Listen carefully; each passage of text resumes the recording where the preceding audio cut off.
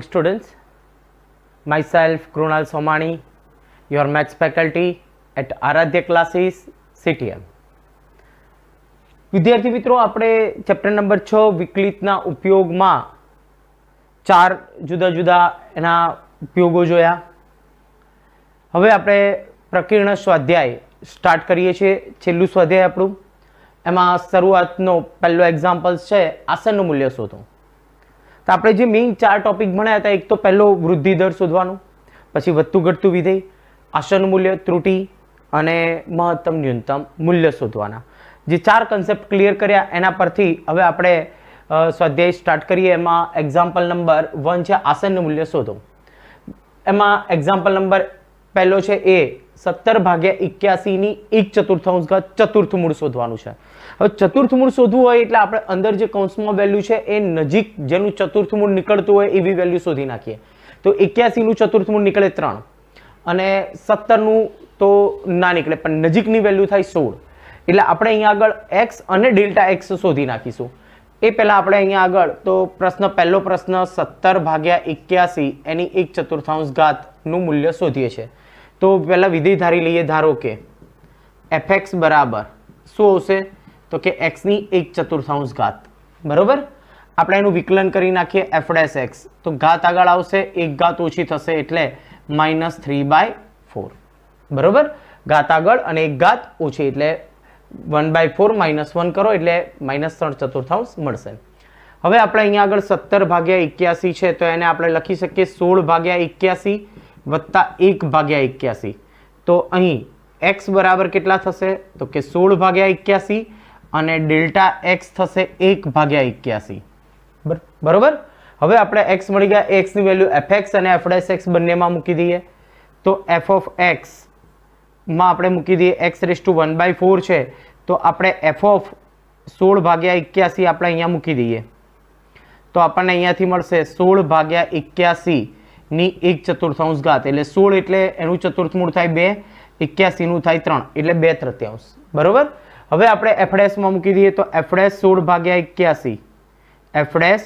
16/81 એટલે અહીંયા 1/4 16/81 એની -3/4. હવે અહીંયા આગળ આપણે જોઈએ તો 1/4, 16 નું ચતુર્થ મૂળ પહેલા નીકાળી દઈએ તો 2 અને 81 નું થાય 3. એની કેટલી ઘાત છે? -3 ઘાત. ઓકે, હજુ ઉપર -3 ઘાત છે આપણી પાસે. આપણે એનું સાદું રૂપ આપીએ તો 1/4 અહીંયા થશે 2/3 છે. તો આપણે અહીંયા આગળ એનું સાદું રૂપ આપીએ તો આપણને અહીંયા આગળ 2/3 એને વ્યસ્ત કરી નાખો અથવા તો 1ના છેદમાં લખો એટલે શું થઈ જાય? ધન ઘાત થાય, પણ એનો વ્યસ્ત લઈએ એટલે 3/2. એની કેટલી ઘાત થઈ જશે? 3 ઘાત. તો 3 નો ઘન 27, 2 નો ઘન 8 અને 8 ચોક 32. તો આપણને આન્સર મળે 27/32. હવે આપણી પાસે સૂત્ર છે, એ સૂત્રમાં આપણે કિંમત મૂકી દઈએ. f(x) + Δx બરાબર f(x) + f'(x) * Δx. બરોબર, એપ્રોક્સિમેટ વેલ્યુ. તો અહીંયા આગળ આપણી પાસે x અને Δx ની વેલ્યુ છે, આપણે મૂકી દઈએ f(x) એટલે f(x) f(16/81). બરોબર, f(16/81) વત્તા f' 16/81 અને Δx 1/81. તો મારી પાસે f(16/81) છે તો એની વેલ્યુ છે 2/3. f' ની છે 27/32 અને 1/81. 27×3 = 81. તો આપણે સાદું રૂપ આપીએ તો અહીંયા આગળ 2/3 આપણે લખીએ, અથવા તો આપણે અપૂર્ણાંકમાં અહીંયા રાખીએ અને પોઈન્ટમાં પણ શોધવું હોય તો કેલ્સીની મદદથી તમે એનો ભાગાકાર કરી શકો છો. તો જો 2/3 કરીએ આપણે એટલે આપણને આન્સર મળે 0.666. બરોબર, અને 1/32 એટલે 96. તો 1/96 કરીશું આપણે એટલે આપણને બીજો પોઈન્ટ મળશે 0.0104. એટલે આપણને બંનેનો સરવાળો કરીએ 0.666 + 0.0104 એટલે આપણને આન્સર મળે 0.677. તો એપ્રોક્સિમેટ વેલ્યુ એની મળે 0.677. તો અહીંયા આગળ આપણે 17/81 નું જો ચતુર્થ મૂળ મેળવીએ એટલે વર્ગમૂળનું વર્ગમૂળ એટલે જો 17/81 આપણે 81 કરીએ એટલે આપણને આન્સર મળે છે, એનું વર્ગમૂળનું વર્ગમૂળ કરીએ એટલે 0.6768 મળે છે આપણને. 0.6768 છે એટલે નિયરલી એપ્રોક્સિમેટ વેલ્યુ 0.677 આપણે લખી શકીએ. તો આ રીતે આપણે એનું આસન્ન મૂલ્ય, અને આને રિલેટેડ 6.4 ની અંદર આપણે ઘણા બધા એક્ઝામ્પલ્સ ગણેલા છે, પરંતુ એમાં અપૂર્ણાંક કોઈ એક્ઝામ્પલ નહોતો એટલે આપણે અપૂર્ણાંકને રિલેટેડ એક્ઝામ્પલ્સ એક ગણી લીધો છે. બીજો દાખલો તમારે સ્વપ્રયત્ન ગણવાનો છે, 33 ની -1 પંચમાંશ ઘાત. તો એને પહેલા 1/33 લખી શકાય, અથવા તો આને આપણે શું કરી શકીએ, 33 એટલે નજીકની વેલ્યુ કઈ થાય 32, બરોબર, એટલે 32 + 1 એટલે આપણે 33 ને લખીશું 32 + 1, 32 થશે આપણા માટે x અને 1 ડેલ્ટા x. fx સુધારીશું તો x ની -1 પંચમાંશ ઘાત. ઓકે, fx થઈ ગયા, f'(x) સુધી નાખો અને પછી કિંમત મૂકી દો. એટલે સેકન્ડ એક્ઝામ્પલ તમારે સ્વપ્રયત્ન ગણવાનો છે. ફર્સ્ટ વન ની અંદર સેકન્ડ ક્વેશ્ચન. હવે આપણે જોઈએ એક્ઝામ્પલ નંબર 2. બતાવો કે fx = log x / x નું x = e આગળ મૂલ્ય મહત્તમ છે. આપણે x = e આગળ મહત્તમ મૂલ્ય શોધવું છે, તો સૌથી પહેલા તો આપણી પાસે fx આપણને આપેલા છે log x / x. એનું વિકલન સુધી નાખીએ f'(x) ભાગાકારના નિયમ પ્રમાણે, અથવા તો જો ગુણાકારના નિયમ પ્રમાણે કરવું હોય તો log x × 1/x બાજુમાં લખો તો ગુણાકાર દેખાશે, ભાગાકાર મુજબ પણ ગણી શકાય. તો ભાગાકારના નિયમ પ્રમાણે છેદમાં સ્ક્વેર, છેદ એમના એમ, અંશનું વિકલન એટલે -1 log x નું થાય 1/x, માઇનસ અંશ એમના એમ, છેદનું વિકલન કરો એટલે 1. x કેન્સલ થશે એટલે આપણને f'(x) મળશે 1 - log x / x². તો આપણને અહીંયાથી f'(x) મળી ગયા. હવે આપણે મહત્તમ મૂલ્ય શોધવું છે તો ડબલ ડેશ ની અંદર કિંમત મૂકવી પડે. કોની? તો કે x ની. તો આપણે અહીંયાથી x ને કરતા બનાવીએ એટલે f'(x) થી 0 સાથે કમ્પેર કરીએ છીએ, બરોબર. f'(x) = 0 કમ્પેર કરીએ એટલે 1 - log x / x² બરાબર 0. માટે 1 - log x બરાબર શું થઈ જશે 0. તો log x બરાબર કેટલા મળશે આપણને 1. log દૂર થાય એટલે x બરાબર e⁻1 એટલે x બરાબર શું મળશે e મળશે. તો x ની વેલ્યુ આપણને e મળી. તો e આગળ એનું મૂલ્ય મહત્તમ અથવા ન્યૂનતમ હોઈ શકે. તો આપણે x બરાબર e એ આપણા ડબલ ડેશમાં મૂકવાનું થાય, તો f'(x) પરથી આપણે ડબલ ડેશ શોધી નાખીએ. ચલો, f'(x) કેટલા છે આપણી પાસે 1 - log x / x². તો f'(x) તો નિયમ પ્રમાણે જોઈએ તો છેદમાં છેદનો સ્ક્વેર એટલે x ની 4 ઘાત, છેદ એમના એમ, અંશનું વિકલન કરો 1 નું 0, log x નું થાય -1/x, કૌંસ કરીશું ગુણાકારમાં છે માટે, માઇનસ અંશ એમના એમ, છેદનું વિકલન કરો એટલે થાય 2x. સદરૂપ આપીએ તો આપણને f'(x) મળશે, એક કેન્સલ થશે x એટલે -x માઇનસ, ઓકે, 2x ને અંદર ગુણી દઈએ આપણે એટલે -2x + 2x × log x / x ની 4 ઘાત. થોડું સાદુરૂપ આપીએ -2x - x એટલે કેટલા થશે -3x. તો માટે f'(x) મળશે આપણને 2x log x અને -3x / x⁴. ડબલ ડેશ પણ મળી ગયા. હવે આપણે x બરાબર e એમાં મૂકી દઈએ. નાઉ f'(e) તો શું મળે 2e log e/e અને -3e / e⁴. તો આ 1 થઈ જશે એટલે 2e - 3e / e⁴. કારણ લખીએ તો log e/e કેટલા થાય 1 થાય. તો -e / e⁴ એટલે -1 / e³ <0 મળ્યા. ડબલ ડેશ જો <0 હોય, ઓકે, આપણે જાણીએ છીએ f'(e) x ની વેલ્યુ જે મૂકી એ <0 મળ્યા. માટે f એ x = e આગળ કેવું થાય મહત્તમ છે. આપણો પ્રશ્ન શું છે તો કે x = e આગળ મહત્તમ મૂલ્ય શોધો. એટલે મહત્તમ થયું ખ્યાલ આવી ગયો. તો મહત્તમ મૂલ્ય આપણે નક્કી કરવું હોય તો આપણે મૂળ વિધેયમાં મૂકવું પડે. તો fx કેટલા છે આપણી પાસે log x / x. તો f(e) કેટલા થાય log e / e એટલે 1/e એનું મહત્તમ મૂલ્ય થાય. તો મહત્તમ મૂલ્ય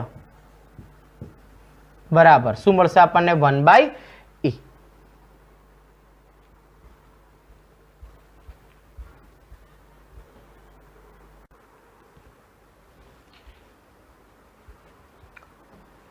નેક્સ્ટ એક્ઝામ્પલ નંબર 5. પ્રશ્ન છે x બરાબર a cos θ + a θ sin θ અને y બરાબર a sin θ - a θ cos θ. પ્રચલ સમીકરણવાળા x અને વાય બે પ્રચલ આપેલા છે, થીટા પર આધારિત છે, તો એ સમીકરણવાળા વક્રનો થીટા બિંદુ આગળ અભિલંબ, એટલે અભિલંબનું સમીકરણ આપણે શોધવું પડશે. એ અભિલંબ ઉદ્ગમ બિંદુથી અચળ અંતરે છે એમ બતાવો. એટલે અભિલંબ જે છે એ અભિલંબના સમીકરણ અને ઉદ્ગમ બિંદુ વચ્ચેનું અંતર અચળ છે, એટલે થીટા ઉપર આધારિત નથી, એવું આપણે અહીંયા આગળ સાબિત કરવું છે. તો સૌથી પહેલા તો જોઈએ, આપણી પાસે બે સમીકરણ છે, પ્રચલ સમીકરણ x અને y. તો અહીંયા આગળ x પરથી આપણે dx by D theta, y પરથી dy બાય ડી થીટા, પછી dy બાય dx એટલે આપણને ઢાળ મળે. એ સ્પર્શકનો ઢાળ, એનો વિરોધી અને વ્યસ્ત એટલે અભિલંબનો ઢાળ, ઢાળ મળી ગયો. હવે ઢાળ અને બિંદુ પરથી સમીકરણ મળે, તો બિંદુ x અને y છે જ આપણી પાસે, તો ઢાળ બિંદુના સમીકરણ પરથી અભિલંબનું સમીકરણ મળે. બરોબર, અભિલંબનું સમીકરણ આપણે જાણીએ છીએ, પણ દાખલો અહીંયા થોડો કોમ્પ્લિકેટેડ છે. જનરલી એકદમ સિમ્પલ સમીકરણ આપ્યા હોય, થોડો અહીંયા કોમ્પ્લિકેટેડ છે, તો એના પરથી આપણે એ જ પ્રોસિજરે પહેલા તો આપણે અભિલંબનું સમીકરણ મેળવીશું. ચલો સ્ટાર્ટ કરીએ. તો x નું થીટાને સાપેક્ષ વિકલન dx બાય ડી થીટા, એ અચળ કોસનું થાય minus sine theta, plus a theta અચળ રાખીએ, સાઇનનું થશે કોસ થીટા, પ્લસ અહીંયા આગળ એ સાઇન થીટા અચળ રાખીએ અને થીટાનું થાય 1. જોઈ શકો છો માઇનસ એ સાઇન થીટા પ્લસ એ સાઇન થીટા, તો આપણને dx બાય ડી થીટા મળશે એ થીટા કોસ થીટા. ઓકે, આને આપણે આપી દઈએ પરિણામ નંબર 1. આ જ પ્રમાણે આપણે y પરથી dy બાય ડી થીટા શોધી નાખીએ, તો y આપણને આપેલું છે એ sine theta minus a theta cos theta, માટે dy બાય ડી થીટા શું થશે, એ અચળ સાઇનનું વિકલન કોસ, માઇનસ છે અંદર ગુણાકારનો નિયમ એટલે અંદર નિશાની બદલાય, બે પદ આવે એટલે આપણે અહીંયા આગળ નિશાની બદલીને લખીશું. જો એ થીટા અચળ, કોસનું થાય માઇનસ સાઇન. બરોબર, હવે માઇનસ, આમ તો ગુણાકારના નિયમ પ્રમાણે પ્લસ આવે, પણ 12 માઇનસ છે એટલે હવે એ કોસ થીટા અચળ. ઓકે, માઇનસ એ કોસ થીટા અચળ અને થીટાનું થાય 1. એ કોસ થીટા માઇનસ અને એ કોસ થીટા પ્લસ કેન્સલ, તો આપણને dy બાય ડી થીટા મળશે minus minus plus a theta sine theta. તો આપણને અહીંયા dy બાય ડી થીટા પણ મળી ગયું. હવે આપણે સ્પર્શકનો ઢાળ શોધીએ, તો dy બાય dx બરાબર dy બાય ડી થીટા એટલે એ થીટા સાઇન થીટા અપોન એ થીટા કોસ થીટા. એ થીટા કેન્સલ એટલે આપણને મળે sine theta upon cos theta. Ten theta પણ લખી શકો છો, પરંતુ વિદ્યાર્થી મિત્રો જો રકમમાં સાઇન કોસ છે એટલે આપણે એને એઝ ઇટ ઇઝ રાખીશું. ઓકે, તો આ શું થયું, આપણને સ્પર્શકનો ઢાળ થયો. ઓકે, તો માટે અભિલંબનો ઢાળ શું થાય, માટે અભિલંબનો ઢાળ બરાબર વિરોધી અને વ્યસ્ત એટલે minus cos theta upon sine theta, જેને આપણે એમ કહીએ અભિલંબનો ઢાળ. બરોબર, આપણી પાસે જો ઢાળ થઈ ગયો અભિલંબનો, બિંદુ છે x અને y. ઓકે, તો એના પરથી આપણે પહેલા અભિલંબનું સમીકરણ શોધી નાખીએ. તો જો અભિલંબનું સમીકરણ, અભિલંબનું સમીકરણ શું થાય, y minus y1 m into x minus x1. એટલે સમીકરણ એટલે એક રેખા જ છે, તો આ રેખાનું એક વ્યાપક સ્વરૂપ છે, એમાં બિંદુઓ લખવાના x અને y, યામ અહીંયા આગળ બિંદુ લખીશું અને ઢાળ આપણે અભિલંબનો લઈશું. આ ઢાળ લઈએ તો એ સ્પર્શકનું સમીકરણ મળે. ચલો y માઇનસ y1 છે આપણી પાસે એ થીટા સાઇન થીટા, આપણે કૌંસમાં લખીએ છીએ minus a theta cos theta. Okay, આપણી પાસે y છે એ sine theta minus a theta cos theta બરાબર m છે આપણી પાસે minus cos theta upon sine theta, અને x માઇનસ x1 એટલે x એમ જોઈએ તો એ cos theta plus a theta sine theta. હવે આપણે અહીંયા આગળ કૌંસ ખોલી નાખીએ એટલે નિશાની બદલી જશે. ઓકે, ચલો તો કૌંસ ખોલી નાખીએ, y minus A sine theta minus minus plus a theta cos theta minus cos theta upon sine theta. અહીંયા આગળ x minus A cos theta minus a theta sine theta. Okay, લસા લઈ લઈએ, સાઇનને અહીંયા ત્રણેય સાથે ગુણીએ અને માઇનસ કોસ અંદર ગુણાશે, અહીંયા ગુણાય ત્યારે 12 માઇનસ છે એટલે નિશાની બદલાઈ જશે. ચલો તો y સાઇન થીટા એટલે sine theta y minus A sine square theta plus a theta sine theta cos theta minus cos અંદર ગુણો minus cos theta into x minus minus plus a cos square theta plus a theta sine theta cos theta. બંને પદ સમાન છે, cancel થઈ જશે. X વાળું પદ આ બાજુ લાવો એટલે cos theta x plus sine theta Y, બરોબર, માઇનસ એ સાઇન સ્ક્વેર થીટા અને માઇનસ એ કોસ સ્ક્વેર થીટા. ઓકે, આ બે પદ અહીંયાથી આ પદ આ બાજુ આવી ગયું, આ પદને પણ આ બાજુ લઈ દીધું એટલે નેગેટિવ, ત્યાંથી એ કોમન નીકળશે એટલે cos theta x plus sign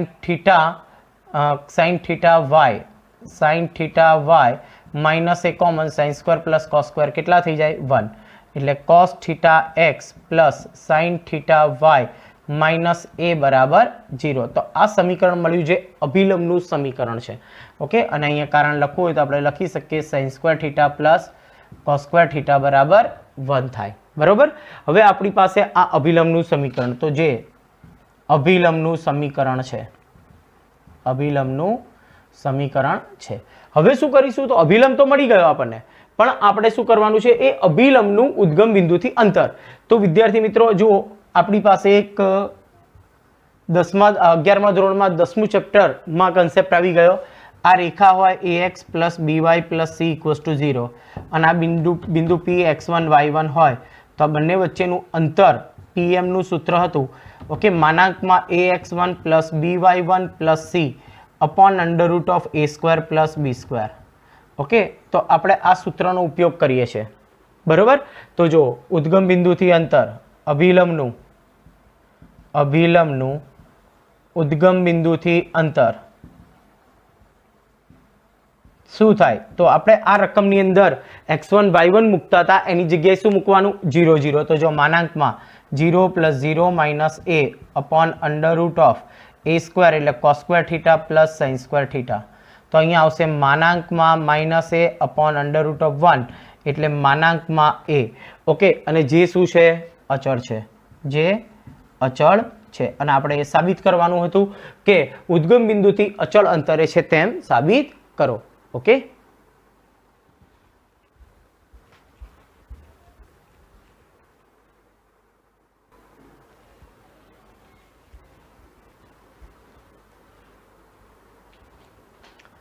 next example number 6. અંતરાલ શોધો કે જેમાં f એ ચુસ્ત વધતું કે ઘટતું વિધેય હોય. આપણને વિધેય આપી દીધું છે 4 sin x minus 2x minus x cos x upon 2 plus cos x. Generally આપણે વધતું વિધેય કે ઘટતું વિધેય શોધવું હોય તો આપણે f' શોધીએ અને એનું જો મૂલ્ય f' ગ્રેટર ધેન 0 હોય તો વધતું વિધેય ચુસ્ત વધતું અને જો લેસ ધેન 0 હોય તો ચુસ્ત ઘટતું. એટલે કે આપણે અહીંયા f' શોધવા પડે. વિદ્યાર્થી મિત્રો છે એકદમ ઇઝી એક્ઝામ્પલ્સ, પણ મોટા ભાગના વિદ્યાર્થીઓ ભૂલ ક્યાં કરે છે કે આ દાખલાનું જો સીધું જ તમે ભાગાકારના ગુણધર્મ પ્રમાણે તમે આનું વિકલન કરી નાખો તો આપણને f' મળે, પરંતુ એની અંદર જે ફોર્મ આવે છે એનું એ ખૂબ ડિફિકલ્ટ ફોર્મ આવશે કે જેના પરથી તમે સરળતાથી એ ધન છે કે ઋણ નક્કી કરી શકશો નહીં. એટલે આ એક્ઝામ્પલ્સ યાદ રાખજો. સૌથી પહેલા આપણે અહીંયા આગળ જે છેલ્લા બે પદ છે ભાગાકારનો નિયમ એપ્લાય કરતા પહેલા આપણે થોડુંક સાદુરૂપ આપી દઈએ તો કે fx બરાબર 4 sin x, અહીંયાથી આપણે માઇનસ x સામાન્ય લઈએ એટલે 2 પ્લસ કોસ એક્સ અને છેદમાં 2 પ્લસ કોસ એક્સ. હવે આપણે બંનેને અલગ અલગ સેપરેટલી આપી દઈએ, બરોબર. તો આપણી પાસે fx થશે 4 sin x છેદમાં આવશે 2 plus cos x minus x.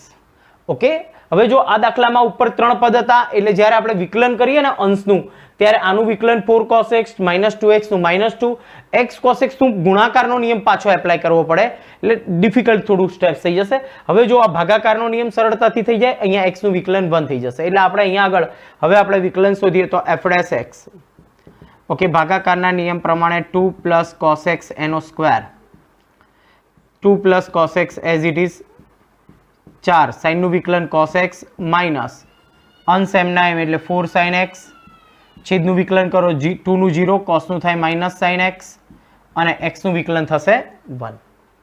Next step આપણે અહીંયા લસા લઈ લઈએ અને અહીંયા સાદું રૂપ આપીએ તો જો લસા લઈએ તો 2 પ્લસ cos x એનો હોલ સ્ક્વેર, અહીંયા આગળ 4 ને અંદર ગુણો 4 દુ 8 cos x વત્તા 4 cos square x minus minus plus 4 sin square x minus આ એક સાથે ગુણાય એટલે આ પદ આવે. ઓકે, એનું આપણે વિસ્તરણ કરીને લખીએ છીએ એટલે જો 2 + 4 cos x + cos square x. Okay, next step કૌંસ ખોલી નાખીએ આપણે ત્યાં. તો જો 8 cos x + 4 cos square + 4 sin square. તો અહીંયા આગળ જોઈએ વિદ્યાર્થી મિત્રો, આ પદની અંદર ધ્યાનથી જુઓ. ઓકે, આવા સ્ટેપ્સ તમે અહીંયા કટ કરી શકો છો. 4 સામાન્ય નીકળે એટલે અંદર વધે 1. Okay, sin square + cos square. -2 - 4 cos x - cos square x અને છેદની અંદર આપણી પાસે છે 2 + cos x એનો સ્ક્વેર. સાદુરૂપ આપી 8 cos x - 4 cos x એટલે આન્સર આવશે 4 cos x - cos square x. 4 માંથી 2 જશે એટલે કેટલા આવશે? 4 માંથી અહીંયા 2 જશે એટલે 2. ઓકે, એટલે +2 છેદની અંદર 2 cos x 2 + cos x એનો સ્ક્વેર. હવે આપણે અહીંયા થોડું સાદુરૂપ આપીએ તો જોઈએ. સૌથી પહેલા તો અહીંયા આગળથી આપણે cos x સામાન્ય નીકાળી દઈએ છીએ. ઓકે, તો જો અહીંયા આગળ cos x સામાન્ય નીકાળીએ તો અંદર વધે 4 - cos x +2 અને છેદમાં છે 2 + cos x એનો સ્ક્વેર. એટલે આ સ્ટેપ્સ મળ્યું આપણને f'(x). હવે ધ્યાનથી જુઓ, અહીંયા આગળ આપણી પાસે જે સ્ટેપ્સ વધ્યા એની અંદર આપણે ચર્ચા કરીએ. આ આપણી પાસે f'(x) આવ્યું. ધ્યાનથી જોઈએ તો આ છેદમાં 2 + cos x નો સ્ક્વેર છે. સ્ક્વેર ઓલવેઝ પોઝિટિવ હોય. ઓકે, cos x અહીંયા કોઈ પર્ટિક્યુલર ઇન્ટરવલ આપ્યો નથી એટલે ચાર ચરણની અંદર આપણે ચર્ચા કરીશું તો કે છેદ હંમેશા ધન રહેશે કારણ સ્ક્વેર છે. ચલો આ ચર્ચા આપણે ક્લિયર થઈ ગઈ. 4 - cos x નું મૂલ્ય કેવું? તો કે cos નું મૂલ્ય -1 થી 1 ની વચ્ચે જ હોય. મોટામાં મોટું 1 હોય અને નાનામાં નાનું -1. અને અહીંયા મૂકો તો 4 - cos x હંમેશા કેવા આવે? પોઝિટિવ જ આવશે કારણ આ વેલ્યુ એ નાનામાં નાની -1 છે, મૂકો તોય પ્લસ થઈ જાય અને મોટા મોટી 1 છે તોય 4 માંથી 1 જાય એટલે 3. એટલે અહીંયા આગળ 4 - cos x એ ધન જ છે. તો આપણો આધાર રહ્યો છે કોના ઉપર? cos x ઉપર. હવે જો cos x નું મૂલ્ય ધન, cos x નું મૂલ્ય અહીંયા આગળ આપણને શું મળે? ધન મળે. બરોબર? ઓકે, એક જ મિનિટ સ્ટુડન્ટ્સ, અહીંયા આગળ જોઈ શકો છો જ્યારે અહીંયા ગુણાશે ત્યારે એનો સ્ક્વેર કેટલો થઈ જશે? અહીંયા 4. એટલે અહીંયા આગળ આપણને મળશે 4 એટલે 4 4 કેન્સલ થઈ જશે એટલે +2 આપણે આવશે નહીં. ઓકે, એટલે મેઇન આધાર રહ્યો છે અહીંયા આગળ આ cos x ઉપર. cos જો ધન આવે ને તો આ f'(x) ધન થઈ જાય અને cos ઋણ આવે તો f'(x) ઋણ થઈ જાય એટલે ઘટતું વિધિ. આ બે પદ તો ધન જ છે. તો આપણે એની ચર્ચા કરીએ. તો અહીં સૌથી પહેલા આપણે લખીએ કે 2 + cos x એનો સ્ક્વેર એ તો ગ્રેટર ધેન 0 છે, પોઝિટિવ જ હશે. બરોબર? ચલો, તથા 4 - cos x પણ ગ્રેટર ધેન 0 કારણ cos x ની વેલ્યુ બિટવીન -1 થી 1 છે. બરોબર? એટલે એ પોઝિટિવ જ આવશે 4 - cos x. ઓકે, cos નું વેલ્યુ -1 થી 1. તો રહી વાત આ cos ઉપર આધારિત, પહેલો cos છે. હવે તો આપણે જોઈએ કે જો cos x એ પ્રથમ અથવા ચતુર્થ ચરણમાં હોય, ચતુર્થ ચરણ એટલે કે cos x એ કયા ચરણમાં હોય? બિલોંગ્સ ટુ પહેલું ચરણ એટલે 0 to π/2 અથવા 3π/2 થી 2π માં હોય તો cos x કેવા હોય? પ્રથમ અને ચતુર્થ ચરણમાં ધન હોય. એટલે કે જો cos x એ પ્રથમ અથવા ચતુર્થ ચરણ એટલે કે 0 to π/2 અથવા 3π/2 2π માં હોય તો cos x ગ્રેટર ધેન 0 થાય. માટે f'(x) કેવા થઈ જાય? Greater than 0. ઓકે, તો f'(x) ગ્રેટર ધેન 0 તો અહીંયા આગળ f'(x) ધન તો વિધેય f એ કેવું થાય? ચુસ્ત વધતું વિધેય. તો માટે f એ 0 to π/2 અને 3π/2 થી 2π માં ચુસ્ત વધતું વિધેય છે. ચુસ્ત વધતું વિધેય છે. ઓકે, તો આ પહેલો પોઈન્ટ ક્લિયર થયો. હવે જો cos બીજા અથવા ત્રીજા ચરણમાં હોય, આપણે જાણીએ છીએ જો અહીંયા આગળ ઓલ s t c એટલે આ બે જગ્યાએ વધતું થશે અને આ બે જગ્યાએ કેવું થશે? ઘટતું વિધેય. તો જોઈએ કે cos એ જો cos x એ બીજા અથવા ત્રીજા ચરણમાં હોય તો કોસેક્સ કેવા હોય? ઋણ હોય. ઓકે, કોસેક્સ ઋણ થાય તો માટે એફ ડેશ એક્સ કેવા થઈ જાય? Less than 0. માટે એફ એ બીજું ચરણ એટલે શું થાય? પાઈ બાય 2 થી પાઈ, અને ત્રીજું ચરણ એટલે પાઈ થી 3 પાઈ બાય 2 માં કેવું વિધેય થાય? ચુસ્ત ઘટતું વિધેય છે. ઓકે, એટલે પહેલા બીજા ચરણમાં ચુસ્ત વધતું વિધેય અને બીજા ત્રીજામાં, પહેલા ચોથામાં વધતું, બીજા ત્રીજામાં ઘટતું વિધેય. એટલે વિદ્યાર્થી મિત્રો મેઇન સરળ એક્ઝામ્પલ છે, પરંતુ મેઇન વસ્તુ આનું સાદું રૂપ.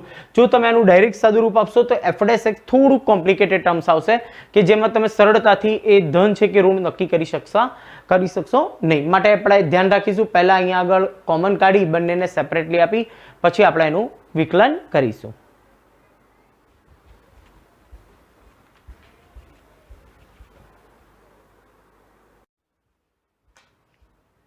Next example number 7. અંતરાલ શોધો કે જેમાં fx બરાબર x³ પ્લસ 1/x³ એ વધતું વિધેય હોય અને ઘટતું વિધેય હોય. તો આપણે વધતું ઘટતું વિધેય શોધવાનું છે, એના માટે પ્રોપર અંતરાલ શોધવાનો છે. તો સૌથી પહેલા તો જે આપણી પાસે વિધેય fx આપણને આપેલું છે x³ પ્લસ 1/x³, આપણે એનું વિકલન કરીએ એટલે મળે આપણને f ડેશ x બરાબર x³ નું વિકલન થાય 3x² પ્લસ 1/x³ નું થાય -1/x⁴, -1/x⁴. સાદું રૂપ આપીએ એટલે લસા આવશે x⁴, 3x⁶ -1. ઓકે, તો આપણી પાસે અહીંયા આગળ x³ નું થયું 3x², 1/x³ નું -3/x⁴, એટલે અહીંયાથી આપણી પાસે 3x⁶ -3/x⁴. બંનેમાંથી 3 સામાન્ય લઈ લઈએ એટલે અંદર વધે x⁶ -1/x⁴. તો આપણી પાસે અહીંયા આગળ f ડેશ x મળી ગયા. હવે આપણે અંતરાલ નક્કી કરવા માટે આપણે f ડેશ x ને 0 સાથે કમ્પેર કરીએ છીએ. તો જો f ડેશ x બરાબર 0, f ડેશ x બરાબર 0 implies 3 × x⁶ -1/x⁴ બરાબર 0. તો એનો અર્થ એવો થયો સામે ગુણાશે 0, 3 છેદમાં જશે એટલે 0, x⁶ -1 is 0, that is x⁶ is 1. તો x ની વેલ્યુ આપણને મળે +or-1, કારણ 1 મૂકતા પણ 1 ની 6 ઘાત 1 થાય અને -1 ની 6 ઘાત પણ 1 થશે. હવે આપણે અહીંયા આગળથી તો અંતરાલ જોઈએ -∞ થી ઇન્ફાઇનાઇટ, એક મળે આપણને -1 અને બીજું મળશે 1. તો આપણને અહીંયા આગળથી 3 શક્યતા મળશે. તો અંતરાલ જોઈએ. પહેલો અંતરાલ છે આપણી પાસે -∞ થી -1, બીજો છે -1 થી 1 અને ત્રીજો 1 થી ∞. હવે આપણી પાસે જે રકમ છે એ રકમની અંદર જોઈએ તો x⁶ -1 ઉપર આધારિત છે. 3 તો અચળાંક છે, x⁴ ધન છે હંમેશા, એટલે આના ઉપર આધાર રાખે છે. તો x⁶ -1 કેવા મળશે એના પરથી આપણે f ડેશ x નક્કી કરીએ અને પછી આપણે fx નક્કી કરીશું. તો જો વિદ્યાર્થી મિત્રો આપણે અહીંયા આગળ હવે -∞ થી -1, તો એની વચ્ચેની કોઈ પણ વેલ્યુ લઈ લો, ધારો કે -2 મૂકો એટલે એની 6 ઘાત ધન, એટલે 2 ની 6 ઘાત આપણને 64 ઓછા 1 એટલે 63 મળશે. એટલે એ વેલ્યુ હંમેશા કેવી મળશે આપણને? પોઝિટિવ. તો એનો અર્થ એવો થયો કે પોઝિટિવ મળશે એટલે આપણે અહીંયા આગળ f ડેશ x કેવા થશે? પોઝિટિવ. એટલે કેવા થશે? વધતું વિધેય. -1 થી 1 ની વચ્ચે એટલે 0 લઈ લઈએ, ધારો કે 0 મૂકીએ એટલે આ વેલ્યુ નેગેટિવ મળશે, f ડેશ x નેગેટિવ થશે, વિધેય ઘટતું વિધેય થઈ જશે. 1 થી ∞, 1 થી મોટી રકમ કોઈ પણ લો એટલે અહીંયા આગળ આ પોઝિટિવ થશે, પોઝિટિવ અને વધતું વિધેય. હવે અહીંયા આગળ તમારે વિદ્યાર્થી મિત્રો શબ્દોમાં લખવાનું છે કે -∞ થી -1 માં f એ કેવું વિધેય છે? વધતું વિધેય છે. ઓકે, પછી -1 થી 1 માં f એ કેવું વિધેય થશે? ઘટતું વિધેય છે. અને 1 to ∞ માં f એ પાછું કેવું વિધેય છે? વધતું વિધેય છે.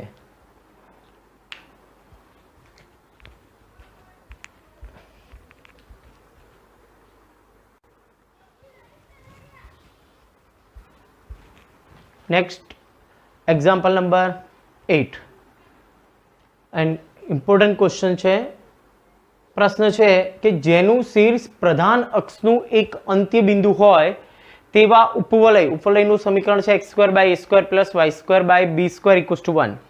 અહીંયા આપણને પ્રોપર કીધું નથી કે a ગ્રેટર ધેન b છે એટલે કે x અક્ષ પ્રત્યે સંમિત છે કે y અક્ષ પ્રત્યે. ઓકે, તમે અહીંયા આગળ કોઈ પણ અક્ષ પ્રત્યે સંમિત લઈ શકો છો. એમાં અંતર્ગત સમદ્વિભુજ ત્રિકોણનું મહત્તમ ક્ષેત્રફળ શોધો. તો સૌથી પહેલા તો આપણી પાસે ઉપવલયનું વ્યાપક સમીકરણ છે x² / a² + y² / b² = 1. Okay, તો આપણે અહીંયા આકૃતિ દોરીએ છીએ. સૌથી પહેલા y અક્ષ x અક્ષ. હવે અહીંયા આગળ જોઈએ તો ઉપવલય આપણી પાસે છે x² / a² + y² / b², એટલે આ અંતર a થાય બરોબર, અને આ અંતર કેટલું થશે b. તો આના આમ થાય a0, આના આમ થશે 0b. હવે આ ઉપવલયની અંદર એક સમદ્વિભુજ ત્રિકોણ છે અંતર્ગત, અને એનું મહત્તમ ક્ષેત્રફળ આપણે શોધવાનું છે. તો જોઈએ અહીંયા આગળ, અને એમાં જેનું શીર્ષ પ્રધાન અક્ષનું એક અંત્ય બિંદુ, એટલે એવો ત્રિકોણ કે એનું શીર્ષ, ઓકે, શીર્ષ પ્રધાન અક્ષનું એક અંત્ય બિંદુ. તો પ્રધાન અક્ષ મુખ્ય અક્ષ x અક્ષ છે, તો એનું એક અંત્ય બિંદુ ધારો કે અહીંયા છે, અને આપણે અહીંયા આગળ એક ત્રિકોણ દોરીએ છીએ a b અને c બરોબર. એનું એક શીર્ષ એટલે કે એનું અંત્ય બિંદુ, ત્રિકોણનું એક શિરોબિંદુ આના પર છે, પ્રધાન અક્ષનું અંત્ય બિંદુ. અહીંયા આગળ b ના આયામ કેવા હોઈ શકે પહેલા આપણે ડિસ્કસ કરી દઈએ, પછી આપણે એને રિલેટેડ લખાણ જોઈએ. તો b એ ઉપવલય પર છે, a પણ ઉપવલય પર છે. આના આયામ થાય -a0, કારણ આ અંત્ય બિંદુ a0 હોય તો એના આયામ -a0 થશે. બીજી વસ્તુ, b એ ઉપવલય પર બિંદુ છે, પરંતુ એ અહીંયા આગળ શિરોબિંદુ નથી, x અક્ષ કે y અક્ષ પર નથી, એટલે અહીંયા આગળ એના બિંદુ કેવા પ્રકારે હોય, જેમ કે વર્તુળ હોય તો r cos θ r sin θ. Okay, એના પ્રચલ સમીકરણ છે. તો ઉપવલયનું પ્રચલ સમીકરણ છે a cos θ b sin θ, a cos θ b sin θ. તો b ના આયામ આપણે ધારી શકીએ છીએ. તો c ના આયામ શું થાય કે અહીંયા આગળ એ પેરેલલ છે, એટલે a cos θ - b sin θ. તો અહીંયા આગળ ત્રિકોણ abc ના ત્રણેય શિરોબિંદુ મળી ગયા આપણને. હવે અહીંયા આગળ આપણે આ ત્રિકોણનું ક્ષેત્રફળ એ આપણે મહત્તમ બતાવવું છે. ઓકે, એટલે અહીંયા આગળ ત્રિકોણના ક્ષેત્રફળનું સૂત્ર 1/2 ગુણ્યા પાયો ગુણ્યા વેધ. તો BC પાયો થશે, અને વેધ અહીંયા હું d બિંદુ લઈ લઉં તો વેધ AD થશે. d ના આયામ શું થશે? તો d ના આયામ a cos θ અને y આયામ 0, કારણ x અક્ષ પર છે. ઓકે, તો બેઝિક આપણે આટલી જરૂરિયાત હતી એ વિદ્યાર્થી મિત્રો આપણે અહીંયા આગળ આકૃતિમાં દર્શાવી. હવે એને રિલેટેડ રિટર્ન વર્ક કરીએ. તો જુઓ, સૌથી પહેલા તો ઉપવલય કયો છે? x² / a² + y² / b² = 1 છે બરોબર.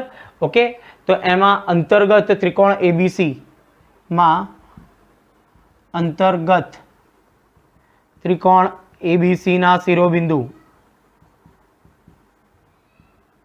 ધારો કે કયા? a -a0, b શું થશે? a cos θ 0, a cos θ b sin θ, અને c a cos θ - b sin θ છે. 0 θ π/2 બરોબર, કારણ 90 થી નાના હશે θ.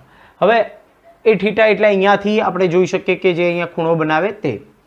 હવે આપણે અહીંયા જરૂર છે એક BC ની, કારણ 1/2 પાયો ગુણ્યા વેધ, એટલે BC અંતર શોધી નાખીએ. તો BC આપણને અંતર મળે x ની બાદબાકી 0 થઈ જાય, b sin θ - b sin θ, એટલે 2b sin θ નો વર્ગનું વર્ગમૂળ, એટલે આપણને BC મળે 2b sin θ. Okay, b sin θ + b sin θ. ચલો નેક્સ્ટ, હવે આપણે જોઈએ AD.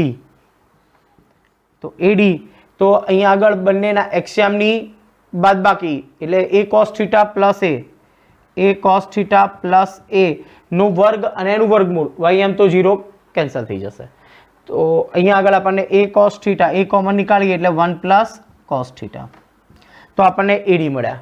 હવે આપણે ત્રિકોણનું ક્ષેત્રફળ મહત્તમ બતાવવું છે. ત્રિકોણના ક્ષેત્રફળથી આપણે શરૂઆત કરીએ. જે જરૂરી માહિતી હતી એ આપણે અહીંયા આગળ નોંધ કરી છે. હવે ત્રિકોણ ABC નું ક્ષેત્રફળ મહત્તમ બતાવવું છે. તો જોઈએ, ત્રિકોણ ABC નું ક્ષેત્રફળ બરાબર 1/2 ગુણ્યા પાયો ગુણ્યા વેધ. તો પાયો આપણી પાસે છે BC અને વેધ છે આપણી પાસે AD.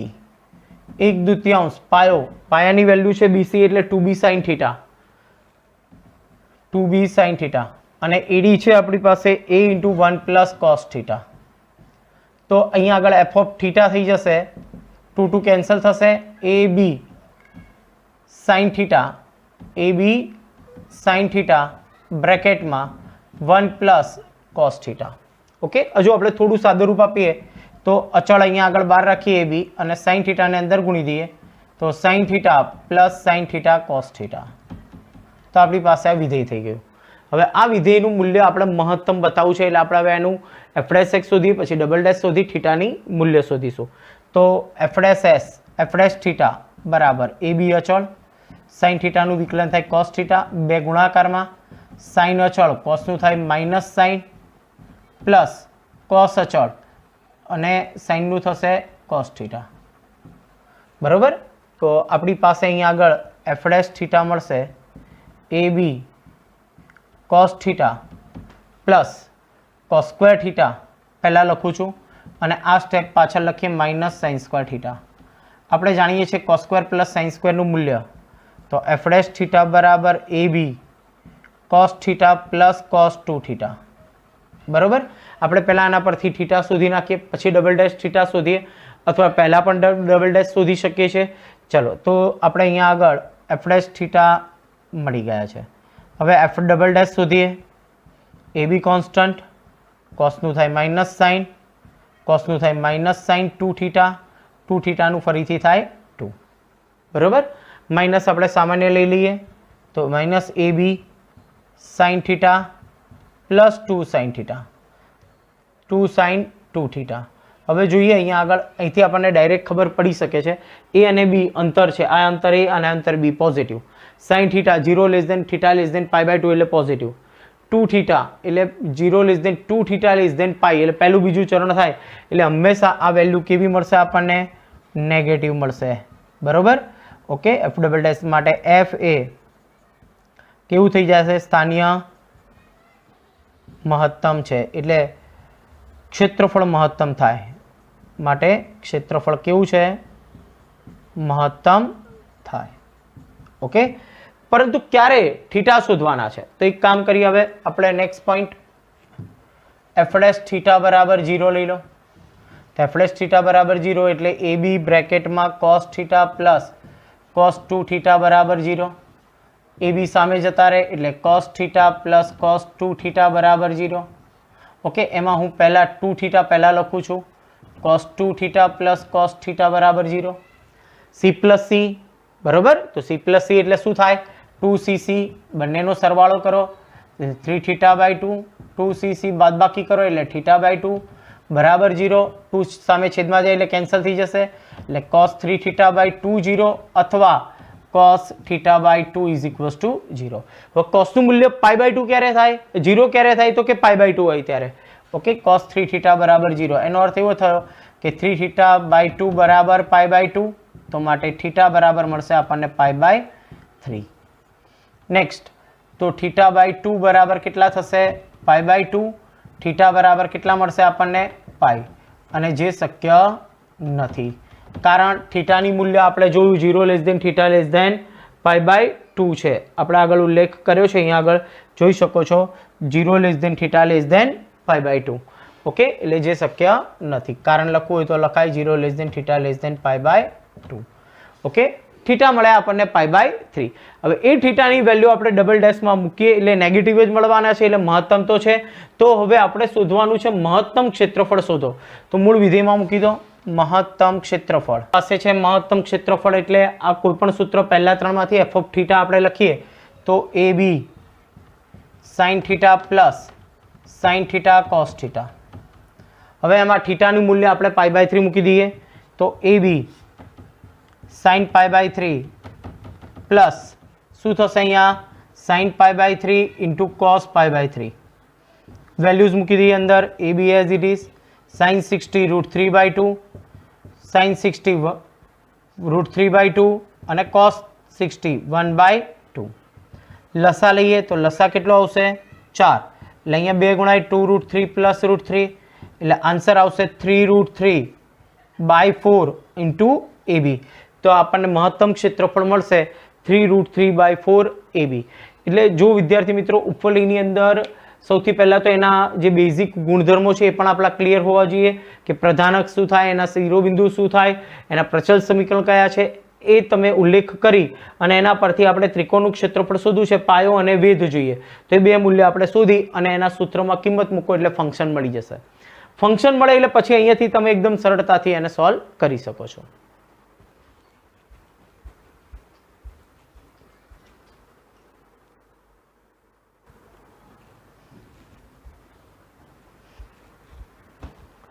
Next example number 9.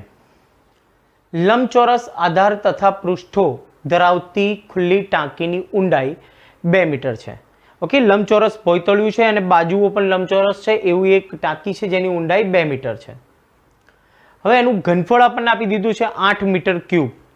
ટાંકીનો આધારનું જો બાંધકામ કરવું હોય એટલે એનું કિંમત આપી છે 70 રૂપિયા પ્રતિ મીટર સ્ક્વેર અને પૃષ્ઠો એટલે કે દિવાલો ચણવાનું જે બાંધકામનો ખર્ચ છે 45 રૂપિયા પર મીટર સ્ક્વેર. તો ટાંકી બનાવવા માટેનો ન્યૂનતમ ખર્ચ શોધો. તો ટાંકીનું અહીંયા આગળ ઘનફળ આપણને આપી દીધું છે. ટાંકી બનાવવા માટે ઓછામાં ઓછો ખર્ચો કેટલો થાય એટલે ખર્ચ આપણે શોધવાનો છે અને ન્યૂનતમ. ઓકે, તો વિધેય આપણે કેવું બનાવવાનું, ખર્ચનું વિધેય બનાવવું પડશે. તો જુઓ, સૌથી પહેલાં તો આપણે અહીંયા ટાંકી દોરીએ છીએ. તો આપણી પાસે જે ટાંકી છે એની સિચ્યુએશન પ્રમાણે જોઈએ.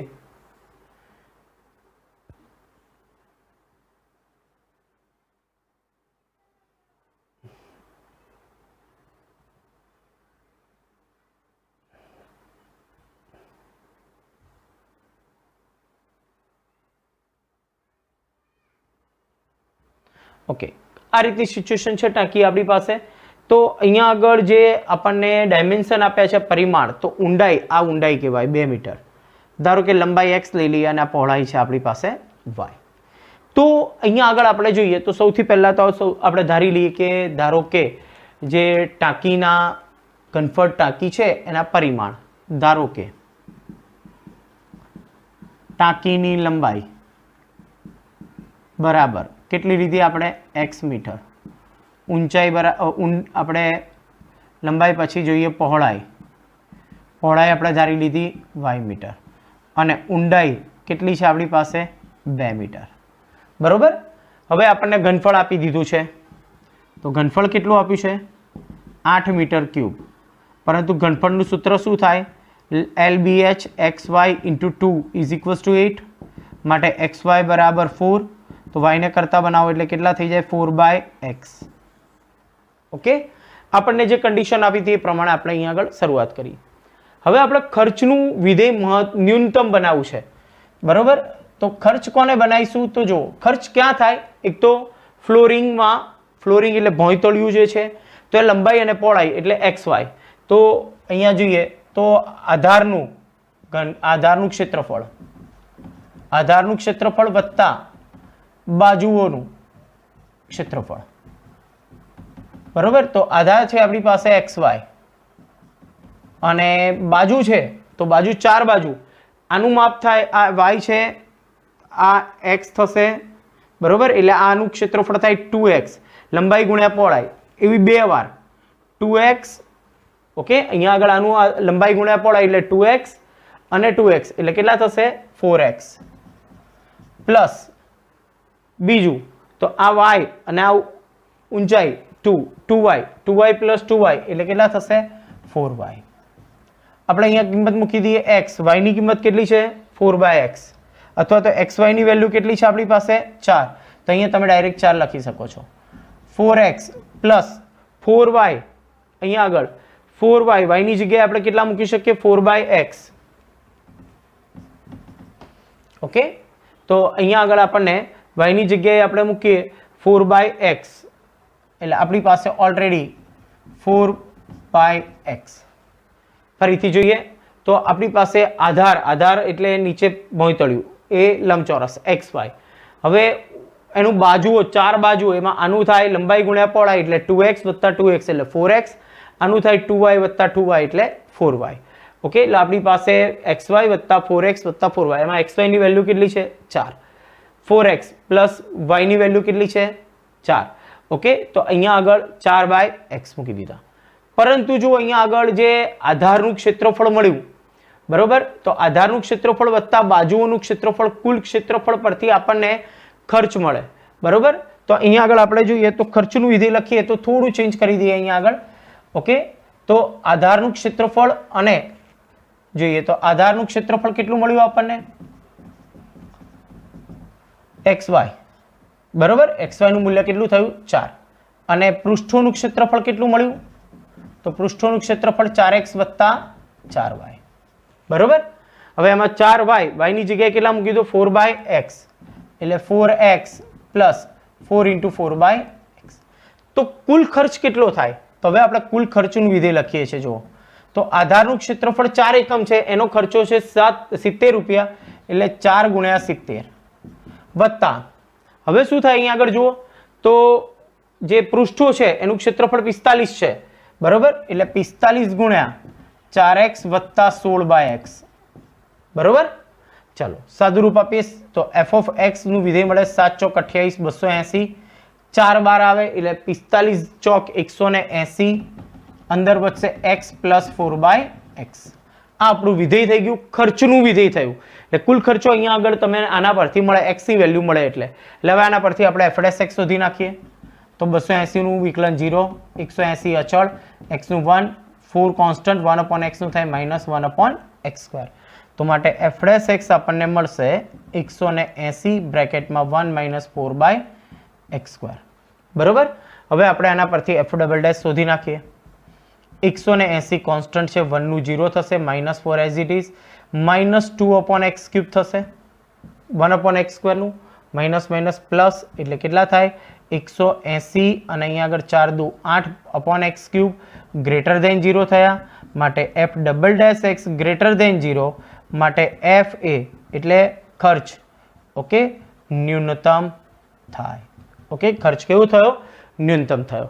હવે તો અહીંયા આગળ f'(x) પરથી x શોધી નાખીએ તો f'(x) બરાબર 0 મૂકી દઈએ તો શું થાય 180 કૌંસમાં 1 - 4x² = 0. ઓકે, તો 1 - 4/x² = 0. એનો અર્થ એવો થયો 1 બરાબર 4/x². તો એના પરથી આપણને x² બરાબર કેટલા મળશે 4. તો x બરાબર કેટલા મળશે 2. હવે x એ શું છે તો કે અંતર છે, એ હંમેશા પોઝિટિવ આવશે એટલે આપણે 2 લખીશું, પ્લસ ઓર માઇનસ 2 લખીશું નહીં. તો x ની વેલ્યુ આપણને કેટલી મળી 2. તો x બરાબર જ્યારે 2 એકમ હોય ત્યારે એનું ન્યૂનતમ ખર્ચ થાય. તો માટે x બરાબર 2 આગળ ખર્ચ કેવો થાય ન્યૂનતમ થાય. તો ન્યૂનતમ ખર્ચ શું થાય ન્યૂનતમ ખર્ચ બરોબર. અહીંયા આગળ આપણે આ વિધિની અંદર કેટલા મૂકી દઈશું x ની જગ્યાએ 2.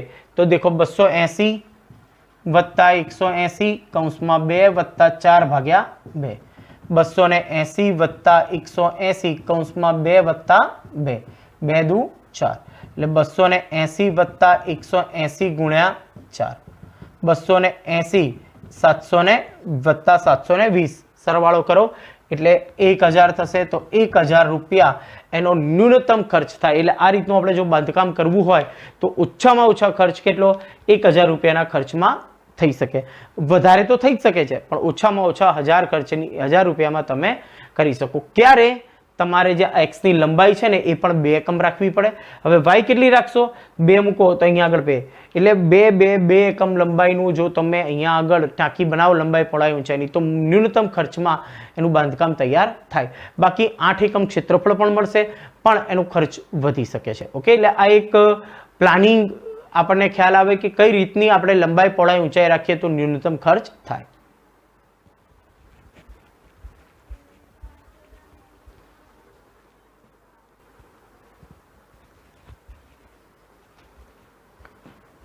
Next example number 10.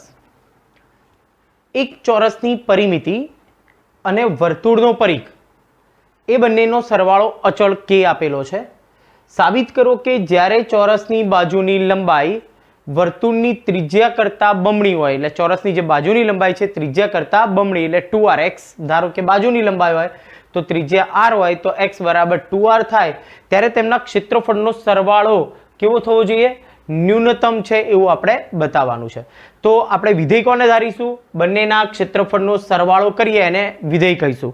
તો શરૂઆત કરીએ તો સૌથી પહેલા તો આપણી પાસે એક વર્તુળ છે અને એક ચોરસ છે.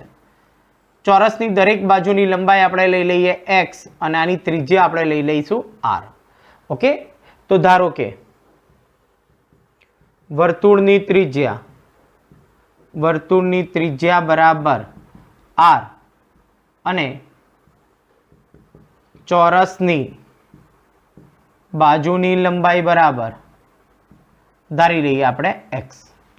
હવે જોઈએ આપણને કન્ડિશન કઈ આપી છે કે પરિમિતિ, ચોરસની પરિમિતિ એટલે 4x અને વર્તુળનો પરિઘ એટલે 2πr, બંનેનો સરવાળો અચળ એટલે k આપણને આપેલું છે, એટલે કે આનો આપણે ઉપયોગ કરી શકીએ. અહીંયાથી આપણે x ને કરતા બનાવીએ તો 4x બરાબર k - 2πr, તો માટે x બરાબર મળશે k - 2πr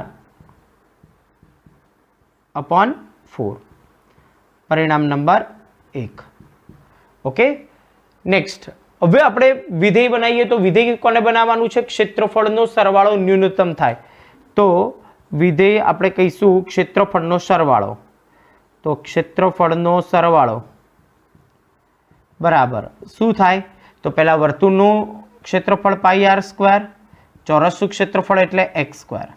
બરોબર, તો જેને આપણે f of r કહીશું તો πr² as it is, x² એટલે k - 2πr એનો સ્ક્વેર ભાગ્યા 16. તો આ આપણી પાસે વિધેય થઈ ગયું f of r. હવે આ વિધેય પરથી આપણે એને ન્યૂનતમ બતાવવાનું છે એટલે ડબલ ડેશ આપણને પોઝિટિવ મળવા જોઈએ. એટલે આપણે વિકલન કરીએ f ડેશ r, πr² નું વિકલન થાય 2πr, કેમ કે r² નું 2r, 1/16 અચળ, ઘાત આગળ આવે k - 2πr, એક ઘાત ઓછી થઈ ગઈ એટલે એક, કૌંસનું વિકલન કરો k નું 0 -2π, r નું વિકલન 1. હવે આપણે અહીંયા સાદું રૂપ આપીએ f ડેશ r નું સાદું રૂપ આપીએ તો f ડેશ r બરાબર 2πr, અહીંયા આગળ જોઈએ તો 2 દુ 4 એટલે અહીંયા આગળ 4 આવશે, માઇનસ પાઈ આગળ લઈ દઈએ તો -π/4 અને કૌંસની અંદર આવશે k - 2πr. આપણે એનું ફરીથી વિકલન કરીએ f double dash r, 2πr નું વિકલન થાય 2π, π/4 અચળ, k નું 0 -2π, r નું વિકલન 1. તો f ડબલ ડેશ r આપણને મળશે 2π પ્લસ માઇનસ પ્લસ અહીંયા આગળ 2π²/4. ઓકે, તમે અહીંયાથી જોઈ શકો છો તમામ પદ ધન છે એટલે ગ્રેટર ધેન 0 જ મળશે તમને. r ની કોઈ પણ વેલ્યુ મળે તમે અહીંયા ડબલ ડેશમાં મૂકશો એટલે હંમેશા કેવા મળશે? તમને ધન મળશે. માટે f એ કેવા થયા? એટલે કે f એટલે કે શું હતું? એ ક્ષેત્રફળનો સરવાળો કેવો થાય? ન્યૂનતમ છે, કારણ ગ્રેટર ધેન 0 આપણને મળ્યા. નેક્સ્ટ હવે આપણે એના પછી જોઈએ તો ક્ષેત્રફળનો સરવાળો આપણને કેટલા મળે છે? અહીંયા આગળ પોઝિટિવ મળે છે એટલે ન્યૂનતમ મળે છે. બરોબર, જે આપણે અહીંયા આગળ સાબિત કરવાનું હતું.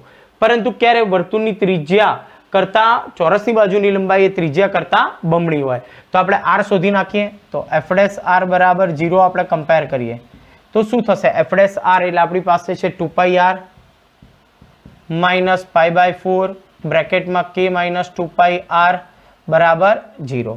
માટે સાદું રૂપ આપીએ તો 2πr બરાબર π/4 કૌંસમાં k - 2πr, ચોકડી ગુણાકાર કરી દો એટલે 4 દુ 8πr બરાબર πk - 2π²r. બરોબર, આપણે r શોધવાના છે એટલે r વાળા પદો સાથે લખીએ 8πr પ્લસ 2π²r બરાબર πk. અહીંયાથી આપણે r અને પાઈ કોમન નીકાળી દઈએ એટલે 8 પ્લસ અને 2 પણ ઓકે એઝ ઇટ ઇઝ રાખીએ તો 2π, અહીંયાથી વધશે πk, અહીંયાથી પાઈ કેન્સલ તો r નું મૂલ્ય મળશે આપણને k upon 8 પ્લસ 2π, એટલે r નું મૂલ્ય મળે 8 upon 2 કોમન નીકાળી દો એટલે 4 પ્લસ π. તો કોનું મૂલ્ય મળ્યું? r. r એટલે કે વર્તુળની ત્રિજ્યા મળી ગઈ. હવે એ ત્રિજ્યા આપણે ક્યાં મૂકીશું? ડબલ ડેશમાં, એટલે તો હંમેશા પોઝિટિવ, એટલે ક્ષેત્રફળનો સરવાળો ન્યૂનતમ છે ક્યારે? r બરાબર k/2/4 પ્લસ પાઈ હોય ત્યારે. હવે r બરાબર k/2 × 4 પ્લસ પાઈ સમીકરણ 1 માં મૂકતા, તો સમીકરણ 1 માં મૂકો એટલે x મળશે. તો x બરાબર શું છે? k - 2 પાઈ, r એટલે k/2 × 4 પ્લસ પાઈ અપોન અહીંયા આગળ 4. ઓકે, સાદું રૂપ આપીએ, 2 2 કેન્સલ. x બરાબર લસા લઈ લો એટલે 4 પાઈ ગુણાશે 4 પ્લસ પાઈ એટલે k × 4 plus k pi minus k પાઈ 4 × 4 પ્લસ પાઈ. k પાઈ કેન્સલ થશે તો x બરાબર મળશે આપણને 4k/4/4 પ્લસ પાઈ. 4 4 કેન્સલ થશે તો x બરાબર મળશે k/4 પ્લસ પાઈ.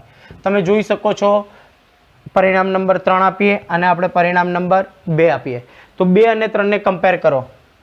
સમીકરણ 2 પરથી x r બરાબર શું છે?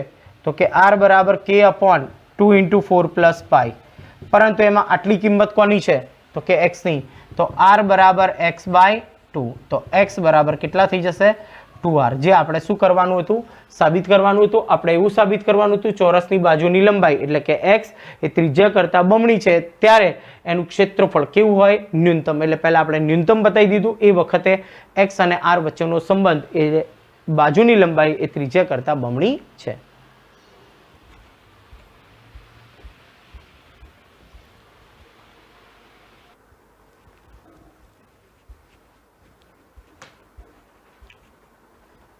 Next example number 11. એક બારી લંબચોરસ પર અર્ધવર્તુળ ગોઠવી છે. એક લંબચોરસ છે, એની પર અર્ધવર્તુળાકાર બારી છે. બારીની કુલ પરિમિતિ 10 મીટર છે. બારીમાંથી મહત્તમ પ્રકાશ આવન જાવન કરે તે રીતે આપણે એના બારીના પરિમાણ શોધવાના છે. તો સૌથી પહેલા આપણે આકૃતિ જોઈએ. તો બારી જે છે એમાં અહીંયા આગળ લંબચોરસ છે અને ઉપર આ રીતે અહીંયા આગળ અર્ધવર્તુળ છે. તમે કદાચ આવી બારીઓ મોટા ભાગે જનરલી કદાચ આવી બારી તમે જોઈ હશે, બરોબર. જનરલી આવી બારીઓ આપણે જોઈએ તો મોટા મોટા જે મહેલ હોય કે એ પ્રકારે જે બરોબર આવી ઉપર ગ્લાસ ફિટ કર્યા હોય કાચ અને અહીંયા આગળ એના બારીના દરવાજા હોય છે આ રીતે, બરોબર. ઓકે, તો આ પ્રકારેની બારી હોય તો અહીંયા આગળથી પણ પવન અવર જવર કરે છે અને આ ભાગમાંથી પણ.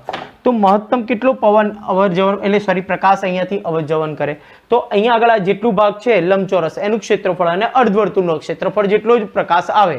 ઓકે, અહીંયા બાજુમાં દિવાલ હશે તો દિવાલમાંથી પ્રકાશ આવવાનો નથી.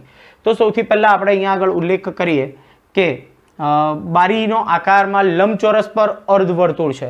તો ધારો કે લંબચોરસની લંબાઈ બરાબર આપણે અહીંયા ધારીએ છીએ 2x મીટર અને પહોળાઈ ધારીએ છીએ ધારો કે y મીટર. હવે જનરલી આપણે x અને y લેતા હોઈએ છીએ. ઓકે, તો આ માપ છે આપણી પાસે y, આ છે આપણે 2x. આ એટલા માટે 2x ધાર્યું છે કે આ 2x છે તો સામે પણ 2x થાય તો અહીંયા આગળ જે ત્રિજ્યા થાય ને એ x થાય. નહીં તો x ધાર્યા હોય તો ત્રિજ્યા x/2 થાય એટલે અપૂર્ણાંક થાય. એટલે દાખલો થોડુંક કોમ્પ્લિકેટેડ બને, માટે આપણે એને 2x ધાર્યું છે, બરોબર. અને વર્તુળની ત્રિજ્યા કેટલી થઈ જશે? વર્તુળની ત્રિજ્યા બરાબર x મીટર, એટલે આનાથી અડધી થશે કેમ કે આ માપ અને આ માપ સરખું થાય એટલે વ્યાસ 2x થાય એટલે ત્રિજ્યા x થઈ જશે. એટલે આપણે પરિમાણ અહીંયા આગળ આપણી પાસે થઈ ગયા. હવે આપણે અહીંયા આગળ કીધી છે કે બારીની કુલ પરિમિતિ બરાબર કેટલી આપી છે? તમને 10 આપી છે. તો બારીની પરિમિતિ શું થાય? તો જો આ y બરોબર, પછી અહીંયા આગળથી આપણે શરૂઆત કરીએ બરોબર y થી, તો y plus 2x plus y, y 2x 2y. હવે આ અર્ધવર્તુળ એટલે પરિઘ એટલે 2πr નું અડધું, 2πr એટલે x એનું અડધું બરાબર 10. 2 2 કેન્સલ. તો જો 2x plus 2y plus πx બરાબર 10. આપણે અહીંયાથી y ને કરતા બનાવીએ તો 2y બરાબર 10 માઇનસ 2x માઇનસ πx. તો y ને કરતા બનાવો એટલે મળે 10 minus 1/2 બ્રેકેટમાં 10 minus 2x minus πx. તો આપણને y ની વેલ્યુ મળી. પરિણામ નંબર 1. ઓકે, આપણને પરિમિતિ આપેલી હતી એટલે એનો ઉપયોગ કરી શકીએ, એમાંથી કોઈ પણ ચલને આપણે કરતા બનાવી શકીએ. મહત્તમ પ્રકાશ આવે, પ્રકાશ ક્યાંથી આવશે તો કે એના ક્ષેત્રફળમાંથી. તો ક્ષેત્રફળનો સરવાળો, બંનેના ક્ષેત્રફળનો સરવાળો કરીએ તો પહેલું તો લંબચોરસ એટલે શું થાય, લંબાઈ ગુણ્યા પહોળાઈ, લંબાઈ 2x અને y, અને વર્તુળનું ક્ષેત્રફળ πr², એનાથી અડધું, અને ત્રિજ્યા કેટલી હતી આપણી પાસે x એટલે πx² એનું અડધું. તો આખું વિધેય આપણે x માં કન્વર્ટ કરીએ તો જો અહીંયા 2x, y ની જગ્યાએ આપણે લખીએ તો 1/2, બરોબર, 1/2 ઇન્ટુ 1/2 ઇન્ટુ બ્રેકેટમાં 10 - 2x - πx અને પ્લસ πx²/2. સાદું રૂપ આપીએ અહીંયાથી 2 2 કેન્સલ થશે એટલે 10x - 2x² - πx² plus πx²/2, બરોબર.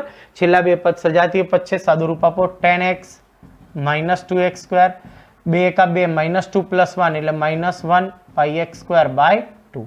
આ આપણા f(x) થઈ ગયા, બરોબર. એટલે આપણું વિધેય થઈ ગયું ક્ષેત્રફળનો સરવાળો, મહત્તમ પ્રકાશ આવે એનો વિધેય. હવે આપણે મહત્તમ બતાવવું છે એટલે આપણે f(x) શોધીએ. 10x નું વિકલન થાય 10, 2x² એટલે 4x, અહીંયા થશે 2πx/2, 2 2 કટ થઈ જશે તો f(x) મળશે આપણને 10 - 4x - πx.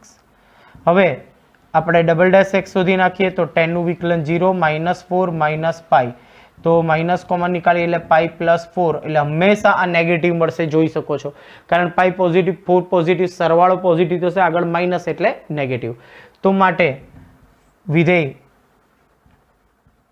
f એ કેવું છે, સ્થાનીય મહત્તમ છે. એટલે મહત્તમ પ્રકાશ આવન જાવન કરે છે એ કન્ફર્મ થઈ ગયું. તો ક્યારે, તો કે આપણે હવે f(x) બરાબર શું મૂકી દો, 0 મૂકી દો. f(x) બરાબર 0 ઇમ્પ્લાઇઝ તો શું થશે, 10 - 4x - πx બરાબર 0. માટે 10 બરાબર 4x + πx.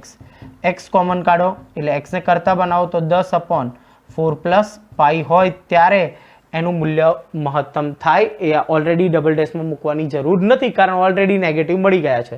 તો એને આપણે બારીના પરિમાણ શોધવાના છે. મહત્તમ તો થઈ ગયું કે જ્યારે x એટલે કે ત્રિજ્યા 10/4 + π. તો લંબાઈ કેટલી થાય, તો હવે આપણે જોઈએ તો લંબાઈ માટે ત્રિજ્યા કેટલી થઈ ગઈ, x બરાબર 10/4 + π. માટે લંબાઈ કેટલી થઈ જાય, તો લંબાઈ છે 2x એટલે બમણા થઈ જાય એટલે 20/4 + π, બરોબર. ઓકે, એટલે બારીના પરિમાણ એટલે ત્રિજ્યા પણ આવે, લંબાઈ પણ આવે. પહોળાઈ y છે તો y એટલે પરિણામ 1 માં મૂકી દો. ઓકે, તો પરિણામ 1 પરથી y બરાબર શું છે, 1/2 બ્રેકેટમાં 10 - 2x, x એટલે 2x એટલે 20/4 + π, માઇનસ πx, x એટલે 10/4 + π. લસા લઈ લઈએ, સાદું રૂપ આપીએ તો 1/2, લસા આવશે 4 + π, 10 જોડે ગુણાય એટલે 40 + 10 π, -20 - 10 π, 10 π કેન્સલ, 1/2 × 40 - 20 એટલે 20/4 + π, 2 વડે ભાગી નાખો એટલે y બરાબર 20/2 એટલે કેટલા થઈ જશે, 10/4 + π. તો માટે પહોળાઈ y શું હતું, પહોળાઈ, તો પહોળાઈ બરાબર કેટલી થશે, 10/4 + π. એટલે અહીંયા આગળ આપણી પાસે x એટલે કે આ x અને આ પહોળાઈ એ બંને કેવા હશે, સમાન હશે, 10/4 + π, 10/4 + π, જ્યારે લંબાઈ એનાથી બમણી. એટલે આપણો પ્રશ્ન હતો બારીના પરિમાણ શોધો, એટલે ડાયમેન્શન શોધવાના હતા, લંબાઈ, પહોળાઈ અને ત્રિજ્યા એ મળી ગઈ આપણને. ક્યારે પણ કે એમાંથી મહત્તમ પ્રકાશ આવન જાવન કરે તો એ વખતે વિધેય સ્થાનીય મહત્તમ પણ છે. તો મહત્તમ પ્રકાશ આવન જાવન કરે એ વખતના પરિમાણ આપણને મળી ગયા.